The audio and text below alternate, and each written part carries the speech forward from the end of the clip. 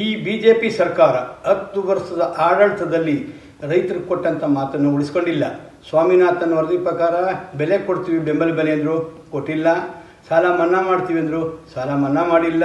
ನಾವು ಇವತ್ತು ಕರಪತ್ರಗಳನ್ನು ಬಿಜೆಪಿ ಮತ್ತು ಬಿಜೆಪಿ ಮಿತ್ರ ಪಕ್ಷಗಳಿಗೆ ಮತದಾನ ಮಾಡಬಾರ್ದು.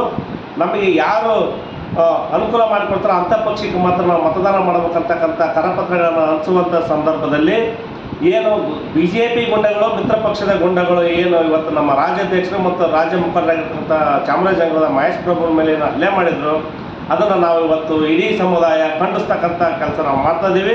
ನಾವು ರೈತರು ಕೋರ್ಟ್ನಲ್ಲಿ ಕೇಸ್ ಹಾಕಿದ್ವಿ ಸುಪ್ರೀಂ ಕೋರ್ಟ್ಗೆ ಕೇಂದ್ರ ಸರ್ಕಾರ MSP ಜಾರಿ ಮಾಡೋಕ್ಕಾಗಲ್ಲ ಅಂತಕ್ಕಂಥದ್ದನ್ನು ಅಪ್ಡೇಟ್ ಕೊಟ್ಟು ಕೈ ತೊಗೊಂಡ್ರು ಸಾಬೀತಾಗಿದೆ. ಸಾಲ ಮನ್ನಾ ಮಾಡದ, ರೈತರ ಸಾಲ ಮನ್ನಾ ಮಾಡದ, ಬೆಳೆಗಳಿಗೆ ಸ್ವಾಮಿನಾಥನ್ ವರದಿ ಜಾರಿ ಮಾಡದ, ರೈತರ ಇನ್ಕಮ್ ಡಬಲ್ ಮಾಡ್ತೀವಿ ಅಂದರು, ಮನ್ನಾ ಮಾಡಿಲ್ಲ.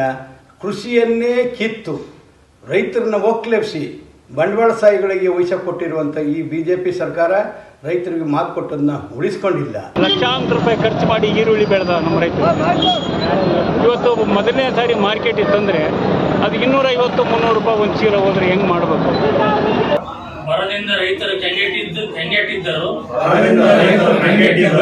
ಬಿಡಿಗಾಸು ಪರಿಹಾರ ನೀಡದ. ಇದುವರೆಗೆ ಅವರ ಆಡಳಿತದಲ್ಲಿ 1,74,000 ಜನ ಆತ್ಮಹತ್ಯೆಗೆ ಈ ಸರ್ಕಾರ ಹೊಣೆಗಾರಾಗಿದೆ. ಡೆಲ್ಲಿ ನ್ಯಾಯ ಕೇಳುವಂಥ ರೈತರನ್ನ, ಅನ್ನದಾತರನ್ನ ಅವಮಾನಕರ ನಡೆಸಿಕೊಂಡು ಇಡೀ ಅಗೌರವ ತೋರಿಸಿದೆ. 752 ರೈತರು ಹುತಾತ್ಮನಕ್ಕಾಗಲು ರೈತರು ಹಸುನಿಗಲು ಈ ಸರ್ಕಾರ ಕಾರಣವಾಗಿದೆ. ಕೇಂದ್ರದ ಬಿಜೆಪಿ ಸರ್ಕಾರ ಮತ್ತು ಮೈತ್ರಿ ಪಕ್ಷಗಳಿಗೆ ಈ ದಿವಸ ಭೂಮಿ ತಾಯಾಡಿಯಾಗಿ ಪ್ರಮಾಣ ಮಾಡಿರುತ್ತೇವೆ. ಇಂತಹ ರೈತ ವಿರೋಧಿ, ಸಂವಿಧಾನ ವಿರೋಧಿ ಬಿಜೆಪಿ ಮತ್ತು ಮಿತ್ರ ಪಕ್ಷಕ್ಕೆ ನಮ್ಮ ಮತ ಇಲ್ಲ ಎಂದು ಈ ಅನ್ನದಾತರ ಸಮಕ್ಷಮ ನಾವು ಪ್ರಮಾಣ ಮಾಡುತ್ತೇವೆ.